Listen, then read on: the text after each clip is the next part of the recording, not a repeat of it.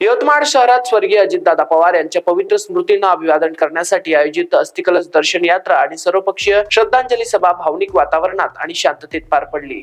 गुरुवार 5 फेब्रुवारी रोजी सकाळी 9 वाजता दरभा रोड वरील महाराष्ट्र हाऊसिंग फायनान्स येथील यात्रेला सुरुवात झाली। शहरातील प्रमुख मार्गावरून मार्गक्रमण करत ही यात्रा दर्डानगर चौक, संविधान चौक, नेताजी चौक, 5 कंदील चौक, महात्मा फुले चौक, तिरंगा चौक आणि LIC चौक येथे पोहोचली। या ठिकाणी विविध राजकीय पक्ष, सामाजिक संघटना आणि नागरिकांनी अस्थिकलशाचे दर्शन घेत स्वर्गीय अजितदादा पवार यांना भावपूर्ण श्रद्धांजली अर्पण केली। यानंतर जिल्हाधिकारी कार्यालयातील बचत भवन येथे सर्वपक्षीय श्रद्धांजली सभेचे आयोजन करण्यात आले। मान्यवरांनी त्यांच्या सामाजिक, राजकीय आणि जनतेतील योगदानाचे गौरव करत आठवणींना उजाळा दिला। उपस्थित नागरिकांच्या डोळ्यातून अश्रू वाहताना दिसत होते। संपूर्ण कार्यक्रमादरम्यान प्रशासनाकडून कडक बंदोबस्त ठेवण्यात आला होता आणि कार्यक्रम पूर्णपणे शांततेत पार पडला। या अस्थिकलश दर्शन यात्रेद्वारे यवतमाळ जिल्ह्याने स्वर्गीय अजितदादा पवार यांच्या स्मृतींना एक संघपणे अभिवादन करत त्यांचे कार्य कायम जपण्याचा निर्धार व्यक्त केला। महाराष्ट्र T24 करिता यवतमाळ येथून अक्रम दिवान।